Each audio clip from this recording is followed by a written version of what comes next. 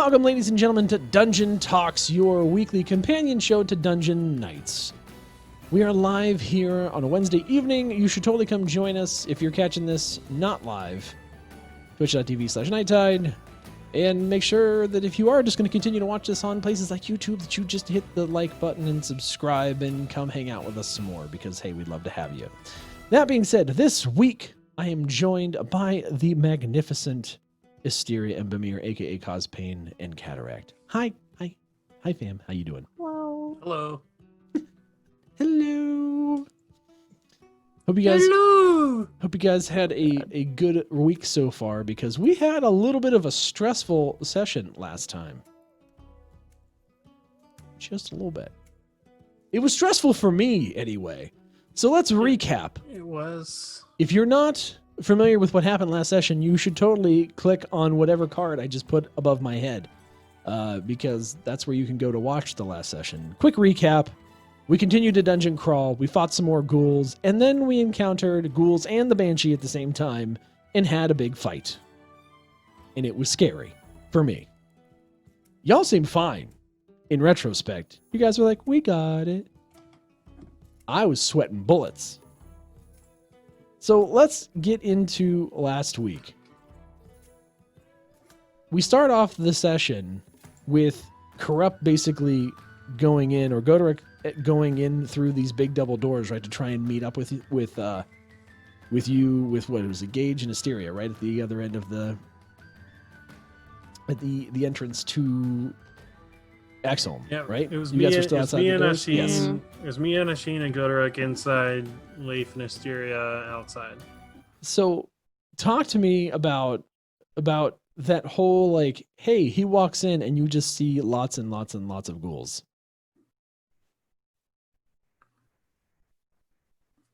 Were you expecting there to be that many? No and yes, kind of. I mean, I was expecting there to be undead things, so the quantity of them was probably a little surprising, but at the same time, you gotta have a army of dwarven undead ghouls if you're gonna be a banshee in a dwarven fortress. So, I mean, especially if you're responsible for her death, right?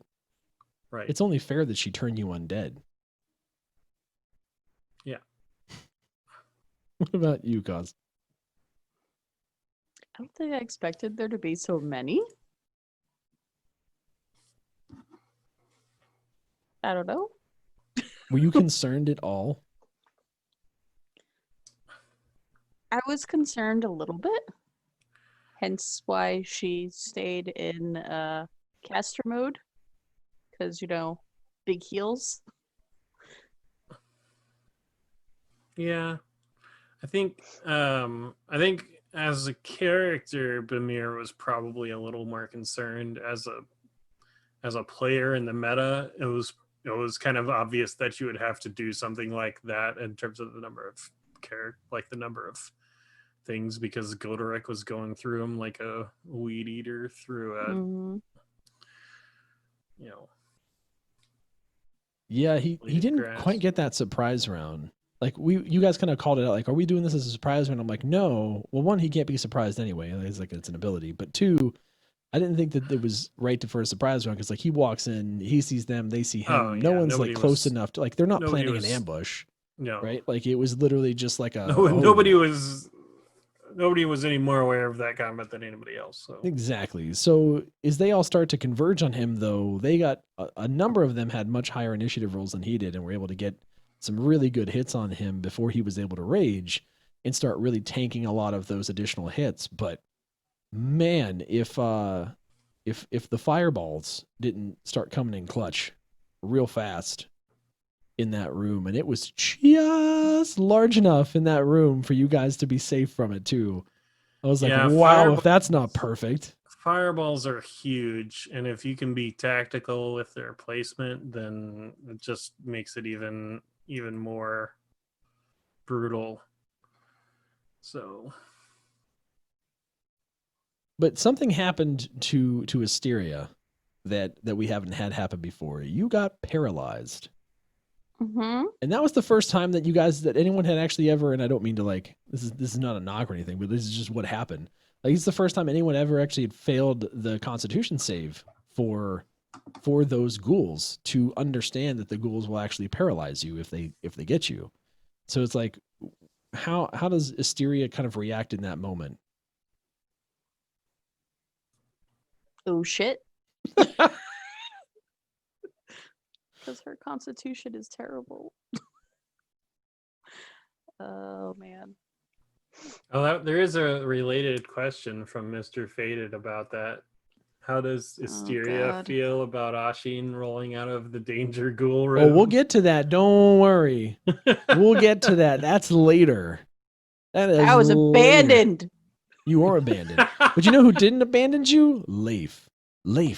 He protected you and fought off the bad things that were trying to stabby at you. No, it was interesting to see that kind of reaction of you kind of being paralyzed, and that those rolls.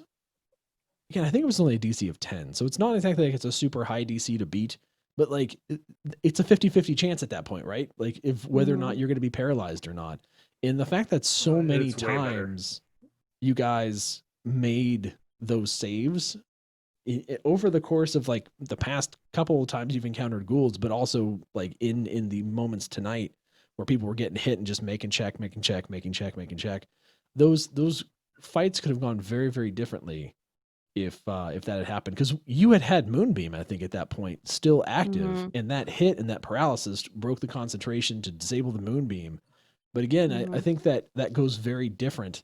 Like if we were in a smaller room, obviously having that many ghouls in there would have been harder to manage. But like, how do you think that would have gone if the room were maybe say like half the size and Leif wasn't able to use Fireball? Do you guys think you would have been able to handle that, or do you guys think you would have been screwed? I think we still would have been able to handle it, honestly. Yeah, you're talking about the first ghoul room. Yeah, the big ghoul entrance. Yeah, I definitely think it would have been more challenging had there not been a good fireball placement there. But it's not that Leif really has. I mean, Leif still has. I think he still has Cone of Cold, so that would have been pretty brutal too. If he couldn't get the placement for Fireball, Cone of Cold would have done pretty effective things, I think. And Goderic, if it was gonna get nasty, then Bimir would have just cast haste on Goderic, and he would have killed 4 of them at a time. So it's I kind think there were 16 in there. That would have been. But again, what happens? It's 4 rounds room, for right? Goderic, so it's true. But my thing with Goderic is like, okay, so here's the deal, right? So if that room was half the size, it would have been those ghouls, and you wouldn't have been able to fireball. Probably twice as many ghouls at least would have been able to get to Goderic, right? And I understand that there's a certain aspect where they can't move through each other, so there's only really 4 of them at a time that are able to be around him. So they're essentially lining up for the meat grinder if they can't actually get to him. But the likelihood of him failing that Constitution save at one point or another would have been dangerous. And I know we're playing what if games, but I like playing what if games. I'm just it's to me again, it's one of those things where it's amazing the kind of how the dice luck really influences so much in a game. Because if Goderic gets in and with those first like 2 or 3 hits that they land on him, even that crit fails that Constitution save, like whew, that changes things in a big way, at least early on in that fight, as to how you guys have to play that. It's just different. So moving on, you guys continue to go through this room. You guys mop up all the ghouls in that room. You're kind of pushing forward through, and we did get a couple questions, so we'll hop into those before we get to the later ghoul/banshee encounter. Question: pick one character in the party. What is one thing about them that you are more envious about? I mean, like pick a character. Yeah, Like, this is pick a character. I don't know. Pick a character and say something you're envious about. I I don't know. don't think it's an odd question for these two characters because Bimir isn't envious of anything. And Istiria is not envious of anybody in the party either. I think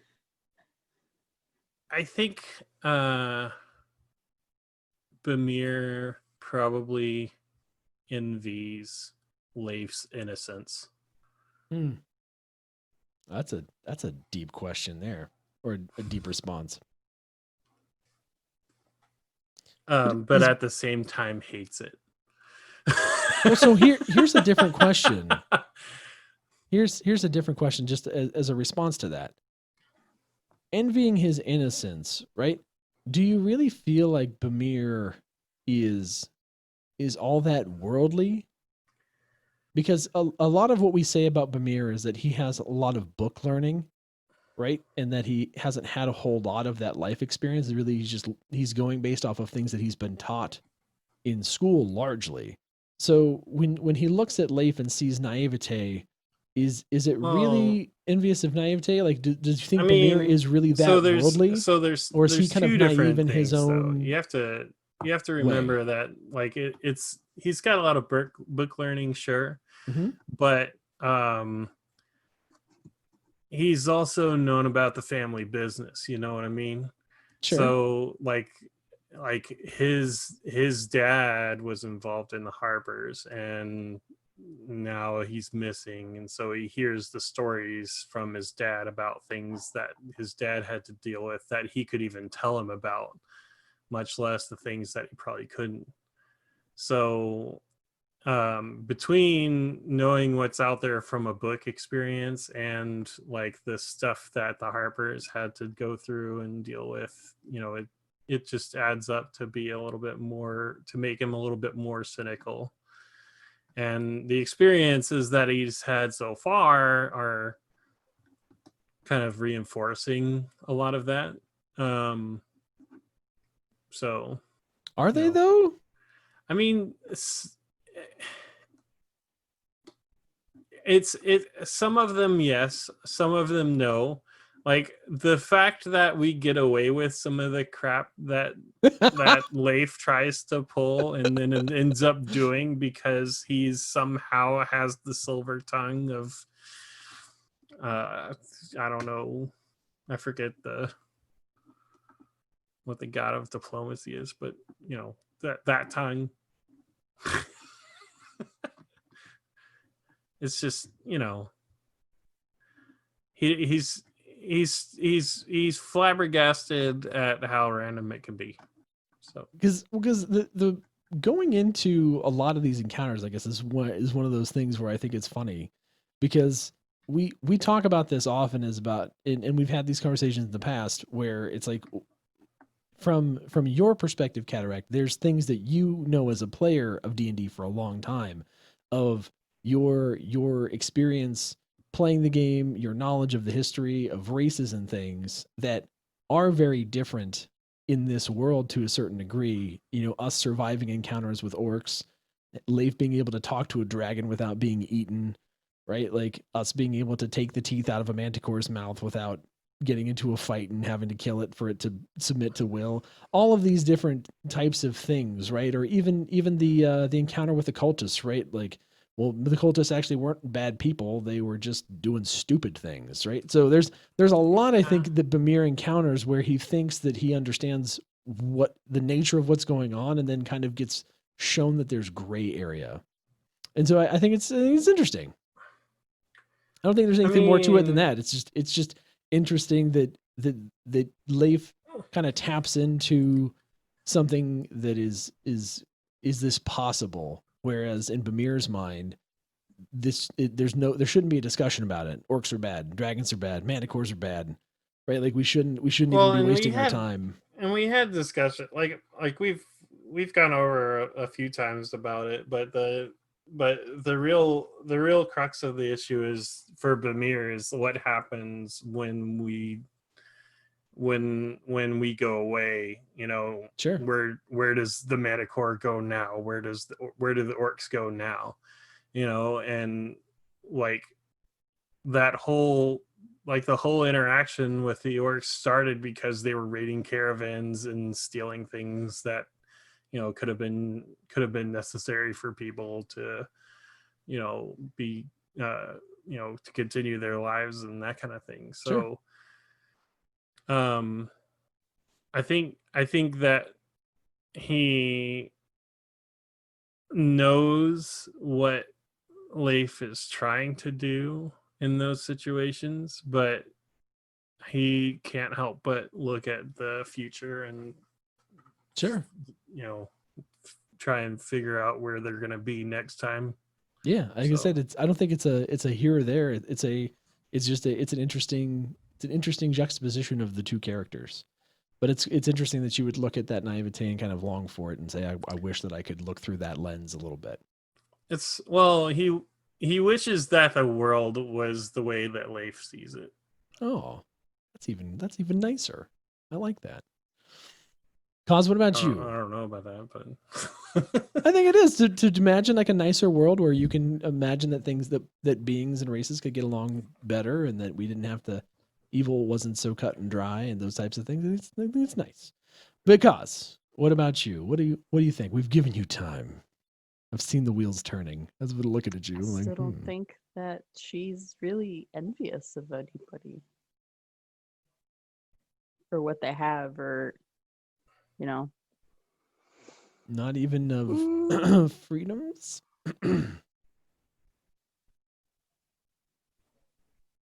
Not giving anything away, but I'll pull on that string just a hair.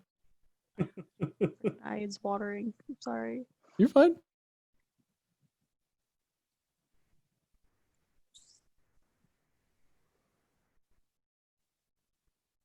I guess she would be envious in that aspect because she knows deep down that she, as much as she can try to avoid it, she still has to go back one day. Yeah. Yep. Fair. I'll let you. We'll leave it at that. We'll leave it at that. Let's see. More questions. We'll get back to the one about how did Istiria feel when she was abandoned later in the episode. If you were in a situation where you had to sacrifice one of the other party members or yourself, who would you sacrifice and why? Leif, for the same reason.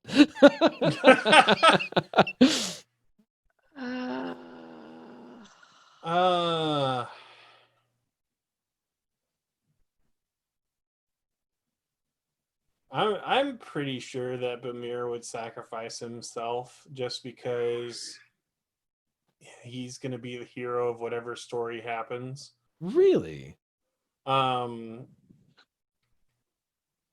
Like, he's not gonna like go out of his way, like stand in front of Godoruk to take a hit whenever Godoruk's about to go down, because he knows that, you know, he can basically bring people back from the brink of death with healing magic. Sure. But if it came down to it, I think Bimir, despite all of his philandering and that sort of thing, has a deep sense of responsibility for his actions, and he will use that responsibility as an excuse to take all the credit and become the hero. That, okay, I'll buy that.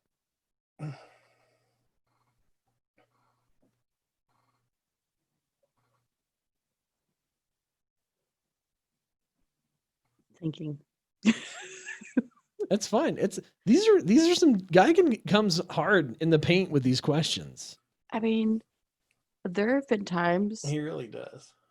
when everyone has been like annoyed at Istiria. Like Godoruk rushes into battle. Leif wants to talk things all the time. Well, here, I'll give you a scenario. If it came down to you having to sacrifice yourself to save Ashin, or you had the option to sacrifice Leif or Godoruk or Bimir, to save Ashin, would you sacrifice one of the other members of the party, or would she sacrifice herself? She would most definitely sacrifice herself. Really? Yes, she would. Ashin's got work to do to earn that love, man. No, it's the reason I asked that question is because you have to think about that, right? Like I'm gonna put my we're both married, we both have kids, right? If it was sacrificing somebody else, or sacrificing my wife, right, or sacrificing me or somebody Okay. else, Well, I think here's the that's kind of question that to- you to framed me- it to her, because it's like, would you sacrifice your kids or your wife or yourself? But we don't have any kids in the conversation of players. My point is that there's an established relationship now between Ashin and Istiria, and to me that would cause there to be one, obviously the desire to save Ashin, right? But like let's go a scenario. Let's say there's I don't know. I just saw the card, so I'm going to say a Yeti, right? And this is a super badass Yeti. And the Yeti is about to munch on Ashin, and he's going to be dead, right? But you could push any one of the other characters in the way for them to get munched instead, and you could run away with Ashin. Like I feel like that's a one of those tough situations, because if you really care about that person, that's your person, right? And they've been together for 10 years, albeit not quote unquote romantically, but there's something there if you've been together for 10 years, right? There would be an inherent desire to preserve that relationship over necessarily relationships with others. So instead of jumping in front of the Yeti yourself, I'm wondering if you would be more likely to chuck somebody else in. But the fact that you said you would still do you, that's admirable. Man, if we're talking about a Yeti, she'd probably kick Godoruk in that direction because he can survive it, right? I mean, I'm just saying. Godoric's definitely the Jane of this Firefly.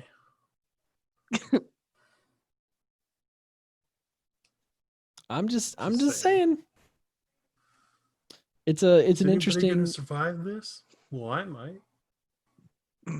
You've got a chance. He doesn't. I need him. So maybe we need more character development before that scenario could become valid. Is what it is.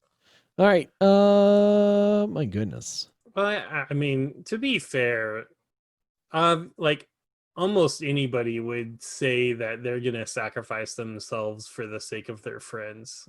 That's But- why I'm asking you guys to be honest. That's all. And if she says she'd sacrifice, But if the Istiria would sacrifice but- herself for the rest of the party, regardless. There are definitely different reasons that Bimir is sacrificing himself for than Istiria sacrificing herself. She Sure. would sacrifice herself because she cares for the people that she's with. Yeah. I mean, that's fair. I mean, Bimir does too, but he's probably not going to admit that as much as he would rather say he's going to be the hero. Bimir wants For the the fame and glory. glory. Yes. That's true. I mean, he is a bard. He wants his name written in the stars. No, I totally get that. So let's go back to the other fun question. So later on in the session, you guys make your way through the fortress. You make your way upstairs to a hallway. This hallway has a door directly across. And Ashin decides that he's going to go and check it out. And inside, I believe, are 6 ghouls. And during the first turn, the Banshee rounds the corner and uses one of her abilities to no avail. And the fight gets heated. And the Banshee survives to the second round, and she uses Wail. Istiria is paralyzed at this point. And you're standing behind Ashin. Mhm. And Ashin, who is invisible at this point, and was essentially making himself like an invisible barrier to keep all of these ghouls in this room from rushing out into the hallway and making things a lot worse, decides that he's going to nope out, leaving you fully exposed, Istiria. How'd you feel in that moment? I was mad. I was like, could it help me fight them? No. You just left me there. That's okay. They can have the conversation in character. Oh, I'm excited Okay. for that conversation. Well, okay. First thing we should clarify is that she was not paralyzed when he noped out. It's true, but Yes, then I she was. did I get thought- paralyzed. I'm- No, you got paralyzed by the ghouls that came up to attack you when he left. So That is true. You weren't paralyzed, it's but you were still there.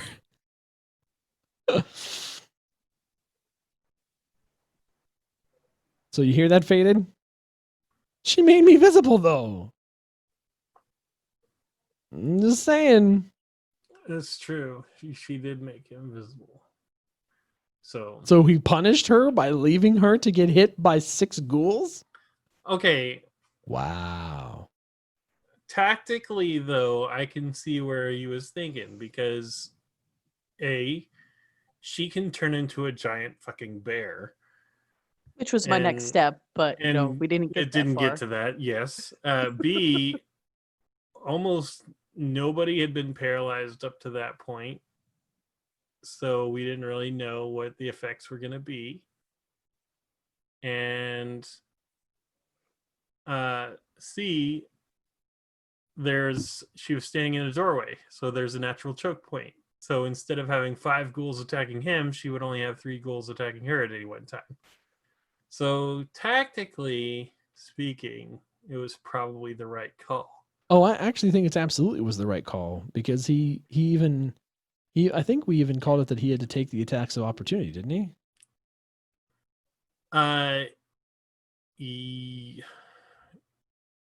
No, I don't. Or did he think take had or did he to. did he take the disengage action? I can't remember. He took think the he took the disengage action. Yeah, he took disengage and- disengage and he noped out to the hallway because he was trying to get a shot on the Banshee, was what he was trying to do, which was the right call because the Banshee's way more deadly than the ghouls, right? Like 6 ghouls against you guys, that's nothing. But the Banshee, that's a something.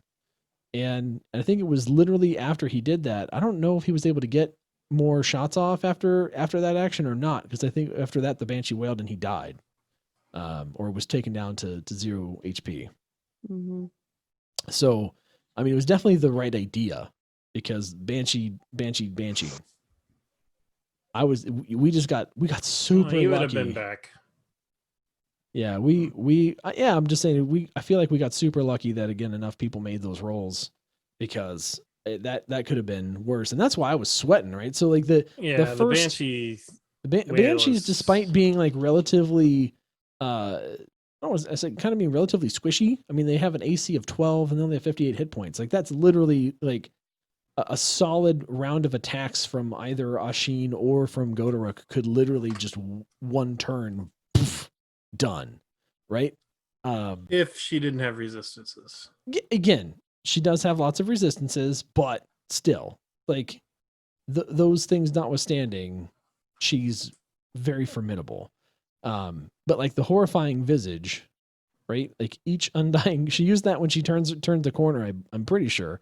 Yeah. So each non-undead creature within 60 feet of the Banshee that can see her must succeed on a DC 13 Wisdom saving throw, be frightened for a minute, right? And like the even the frightening, I think there just really doesn't do much but give you disadvantage. I think on attack rolls. And I don't want to say it doesn't do much, but like frightened. Frightened is more than that. Yeah, Frightened, I don't think you can. A frightened creature has disadvantage on ability checks and attack rolls while the source of its fear is within line of sight, and the creature can't willingly move closer to the source of its fear. So you're stuck, and you have disadvantage to get unstuck. So that's a hard.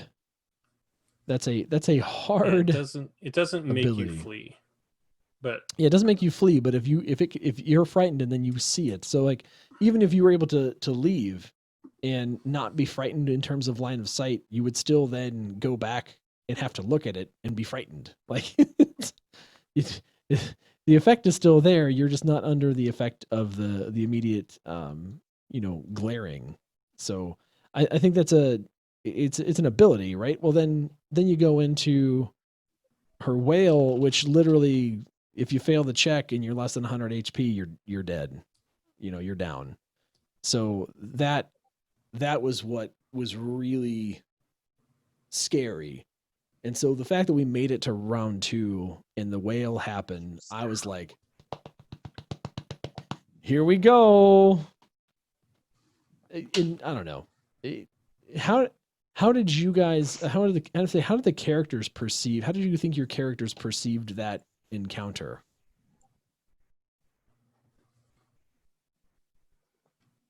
The encounter with the Banshee? Yeah, the encounter with the Banshee. I mean, my intent was to help Ashin with the ghouls, then be a bear, and then fight the Banshee. Because her attacks are magical. Count against her resistances now. Yep. So Istiria was like, we got this. I'm pretty sure Bimir was there too, just because he knows that he could probably do more damage to the Banshee than probably Ashin or Goderic on their own could do if he had the chance. But oh my god, this cat. Cat's gonna cat.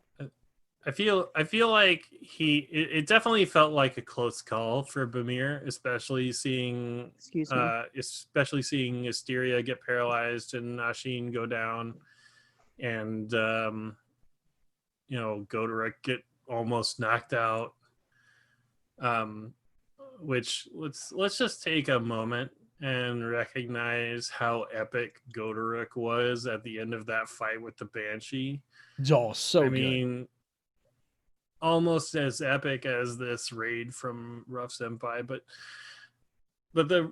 Goderic, like, taking out that Banshee with his last hit on his turn with 1 hit point in a dream was just awesome. You can't write that. No, you can't. And I think he actually did go down due to the whale, but he has an ability that allowed him to recover 1 HP, right? So the Banshee whale took down him and took down Ashin, which again are 2 very big powerhouses when it comes to damage, but against the Banshee, not so much. But again, the fact that ability was just being able to do that. Yeah. And then not only did he take out the Banshee, but then he like whipped in the other door and started going meat grinder with 1 HP in a dream. Was awesome. It was awesome. Will it blend? Da-na-na-na-na. Will they blend? Dwarf ghouls, they do blend, especially by battle axe.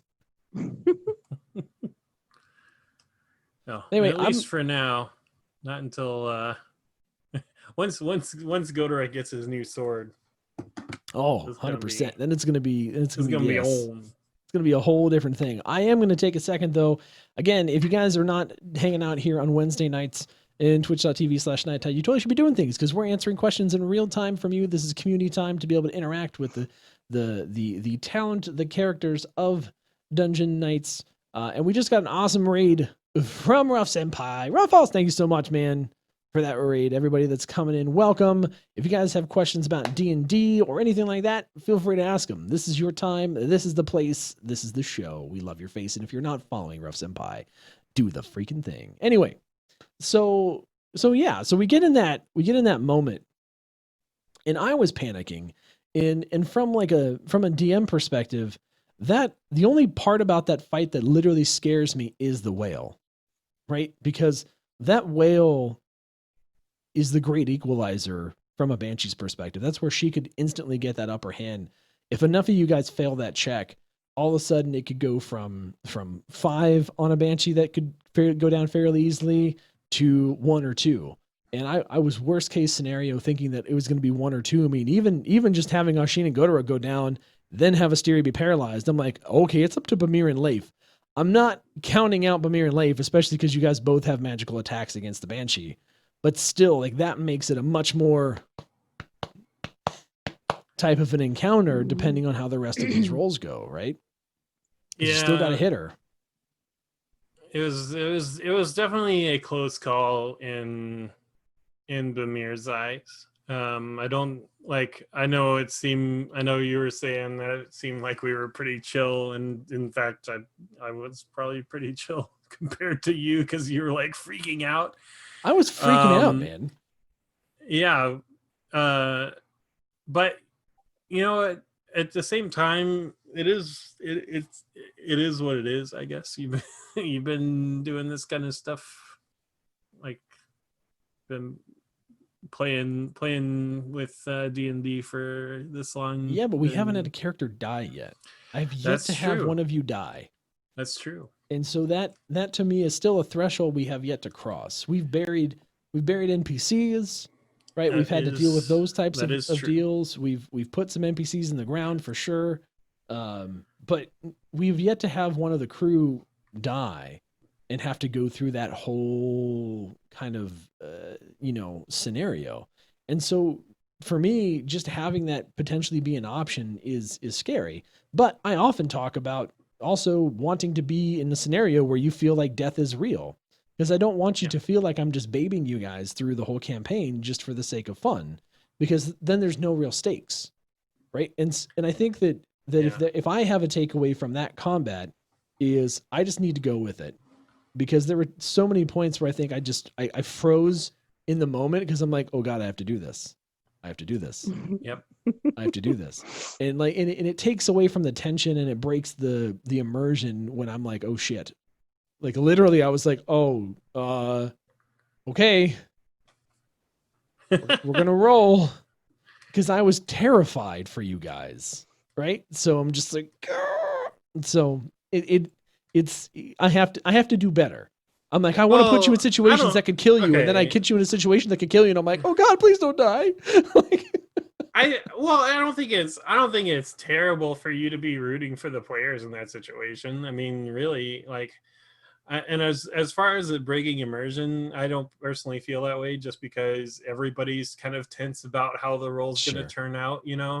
I mean, as calm as it is, like in the moment when there's a big roll happening and the banshee comes up with a freaking critical hit or something and does 17 points of damage, it's just like, oh, let's not do that again. I just think that I guess the critique on myself is more a fact around really trying to focus on making the narrative seamless, right? Where there's moments, I guess, where you guys need to pause and think about what you're going to do. I feel like when the baton gets passed back to the DM, like I need to keep that tension on. Like it even if it's an illusion of danger, which largely it was, especially after the whale happened and you guys kind of came out okay. Like taking those moments to just be like, and it's back to the banshee, and the banshee, throws her head back and wails and give me rolls, and like just keep that pressure on. It helps to force that kind of heart pounding moment for all of us, as opposed to me going like, okay, here we go. Good luck, everybody. Like, it keeps that tension. It keeps that momentum flowing. And that's really what I want to start to drive in those moments, especially when we get into the serious boss battles where like that matters, like those moments matter, those in between, and to keep that pacing and to keep that kind of heart pounding. I think is just one of those things where I went back and I was like, I need to just go. Like I need to keep up that tension. So let's see. We had another question. If your character was granted a single use of wish, what would they use it for? These are great questions, Geigen. Bimir's obvious answer would be to wish that his dad would come home alive. For those of you who don't know what wish is, or it is basically what it sounds like, is the mightiest spell a mortal creature can cast. By simply speaking aloud, you can alter the very foundations of reality in accord with your desires. You can create an object of up to 25,000 gold pieces. You can allow up to 20 creatures that you can see to regain all hit points and end all effects. You can grant up to 10 creatures that you can see resistance to damage. Grant up to 10 creatures immunity to a spell or effect. Undo a single recent event by forcing a reroll of a roll made. So there's some clear guidelines, but still. Bring someone back from the dead would not be out of the question. Those different types of things for sure. So yeah, Bimir, definitely I could see trying to find his dad. What about Istiria? Istiria would probably bring back Ashin's mentor. Ooh.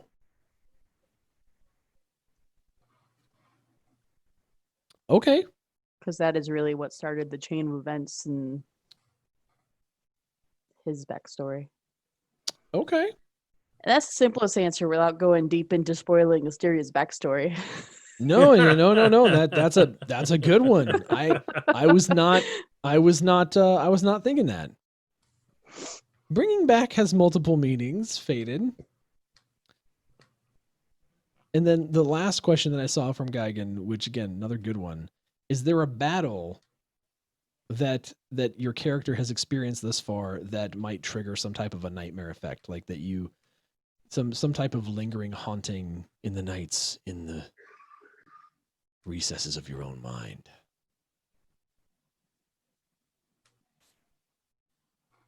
I mean, Not so much a battle. Battle or moment, that's fine. The things that she's running from. Ooh. I would say, is there anything since you encountered, like since you've been together as a party, let's keep it simple in terms of that.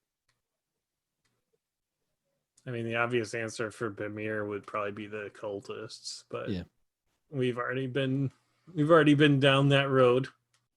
So You don't think he's forgiven himself for that yet? I think he has, but I don't think it'll go away. I mean, the other thing would be probably watching the guard shatter after getting attacked by the ice dragon. Yeah, that was rough. That's probably more fresh right now. So if you were talking about what he's experiencing right now, it would probably be that. But in terms of long term, it'd probably be the cultists. Fair enough. I think it's probably good for the party that there weren't more people up there to see that. That was wasn't up there. That was a certainly a traumatic moment that came out of nowhere. Again, one of those kind of magic moments, literally, that just kind of write themselves. You know, it was certainly not planned for that evening, and then everything that came afterwards was just insanely awesome RP, but also extremely emotional for everyone involved. So if you're wondering what we're talking about and you're confused, make sure you check out the rest of our episodes on YouTube. Yeah, go check out the Dungeon Nytes on YouTube. There's a playlist. Mm-hmm. So honestly, I don't have too many more questions for you guys tonight. It's really more because we're still in Axholm. We're still in the fortress, and there is more of Axholm to clear. Right? I would say, how do you think the group is handling that kind of encounter where you have the Banshee and then you realize that you're not necessarily safe? I think we're probably thankful for Ashin's rope trick at this point. Oh, yeah. If he can cast it again. I think we're all pretty tapped out, to steal a term from Magic. But we still have a few spells left. But I think as difficult as the Banshee was, she's definitely, in Bimir's eyes, the above and beyond fight for this place. I don't think he doesn't feel like basically he's feeling very confident now that they've taken out the banshee.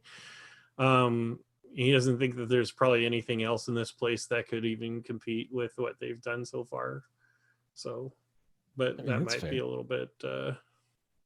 I will neither confirm nor deny. I'm just That going to might be sit a here little and bit. smirk because I'm the That DM might and that's what I do. Be Bimir being Bimir and letting things go to his head a little bit. We'll have to find out. Indeed.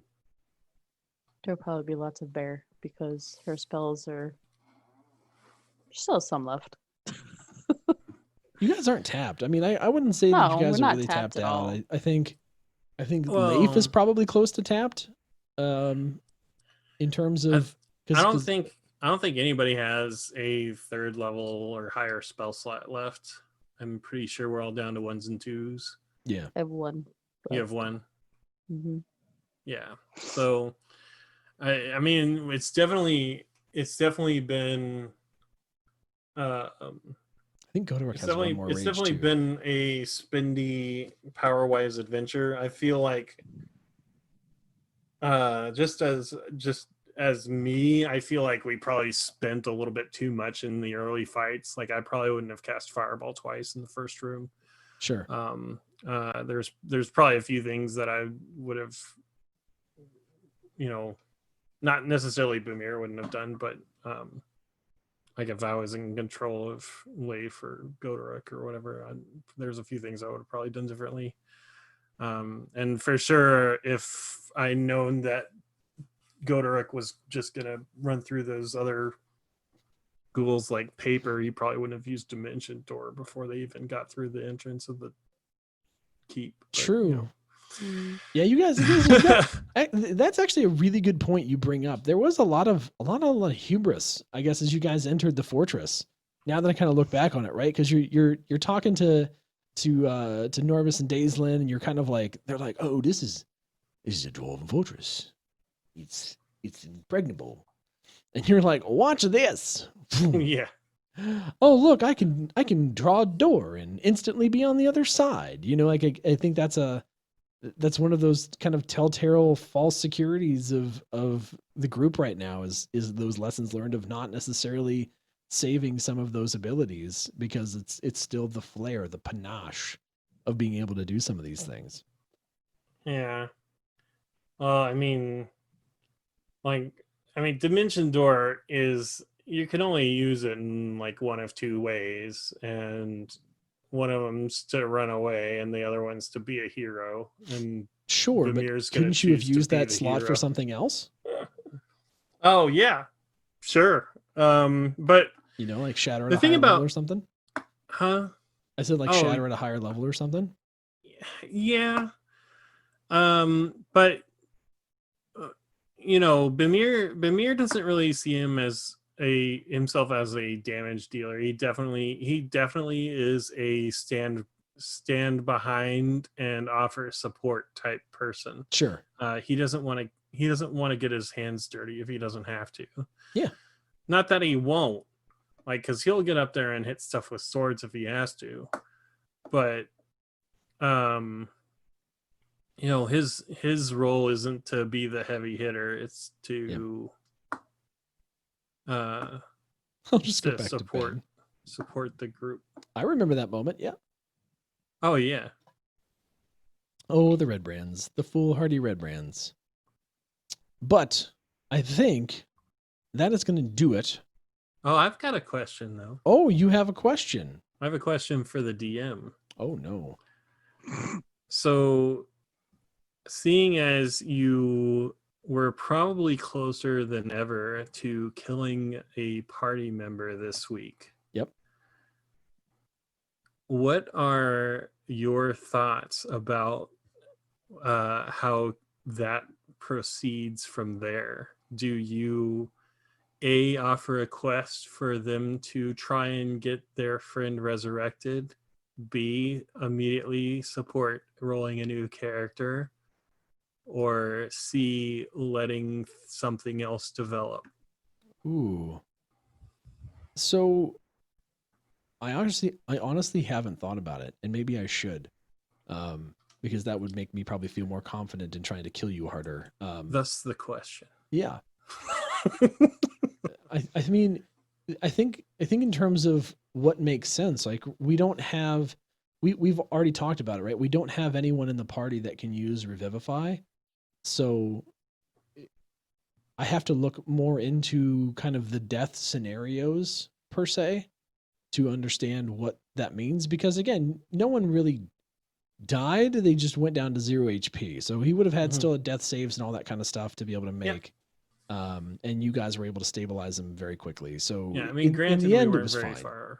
We were not super close, but I mean, there are other options that we have to us, like Nosdeath's in town. We know that much, and we know she's a powerful cleric. Yep. So there are other options. Yeah, so. we certainly have options. Like introducing Nosdeath was definitely like a not planned, because that whole encounter wasn't planned. I wasn't planning on throwing her in the mix right away, but having her in town certainly does aid in that regard. I think for me it's hard. It's I don't know. You probably shouldn't say this out loud. For me, it's really hard to let go of any of your characters for good. And I think really what it would come down to is a conversation with you from a player, like a DM player perspective, to see what you wanted to do with the character, if you wanted to continue the story, or if you wanted to roll another character. I really am kind of flexible, but I'm so heavily invested in all the arcs that we've created already that having them be able to persist is something that I wouldn't want to deny. However, there is something to be said to the finality of death in the game. And we just got done talking about how, that kind of raises the stakes when your character can in fact die. So there's part of me that would want to have that conversation. And as much as I would hate to abandon anyone's kind of plot points that we've put together or arcs that we've started together, I think that there's just as much room for evolution of having to introduce new characters and that kind of whole mess as there is, giving you the opportunity to bring them back and kind of having things be hunky-dory plot armor, right? So I'm going to throw that question back to you. Would you want to revive your character and continue where you were, or would you rather re-roll something? I think it would depend on how Bimir died. Oh. Power word kill. Well, I mean the situation. I know. Power word kill. I'm just saying. Fighting a powerful deity or entity. Power word kill. Did he die being the hero that he set out to be? You know what I mean? Like, sure. Did he die a heroic death, or is there some other thing that he would have, wanted to come back for? I think at least until he finds out the truth about his dad, he's probably going to want to keep going. But that's not to say that there wouldn't be any reason for him to want to stay dead either. It just really depends on the situation. Sure. So, of when it actually happens. It's I definitely have given thought to a couple of other characters that would be fun to play, but there's always other campaigns for that sort of thing. So Bimir has the last light fade from his eyes, and his spirit dissolves and floats to the afterlife. When your eyes open, you're greeted in a field of wheat standing next to your father. Yeah. He stays dead. No. Yeah. He knows the truth. Yep. Fair. And as he's dying, he looks at Ashin. Oh! Here, come here. I just want you to know. My gold. I always hated you the most. I'm just kidding. Istiria, what about you? If I had a choice in the matter? Well, like, let's say your character died in one of the encounters. Do you think that you would prefer to all resurrect her? resurrections are dependent on willingness. True. So Would you be a willing character of resurrection, or would you want to potentially re-roll another character? I would want to keep Istiria because she's still got a lot to do. That's what I'm saying. That's the problem, right? There's so many stories to tell, but at the same time, death is a very real part of the game. Like it's a hard question to answer. So I don't know. We're gonna pass that off to you watching this, either in the after show or in the comments. If you have a character in D&D that you're tied to that has unfinished business, would you choose to be resurrected, or would you prefer to roll a new character? That's what I want to know. And for everything else, please make sure you are liking, subscribing, and hitting the notification icon on the Dungeon Nytes channel. If you are already here and you're already subscribed, thank you. You're amazing. If not, we are close to 100 subs. If you could please hit the button, you would be helping us out a ton. And you can always come hang out with us on Saturday nights live at twitch.tv/nighttide, or on Wednesday nights at the same place around the same time, 10 p.m. Eastern to 11 p.m. Eastern, for when we start and actually do our live D&D session. We are going to be adding a second campaign on Monday nights here in the next few weeks, so look out for that as well. That being said, we love your faces, everybody. Thank you guys again, Cataract and Cospain, for coming on and being part of the show this week. Thank you, everybody that's here live in chat, because you're amazing. And we will catch everybody live in the after show, or we'll catch you guys next week. Bye.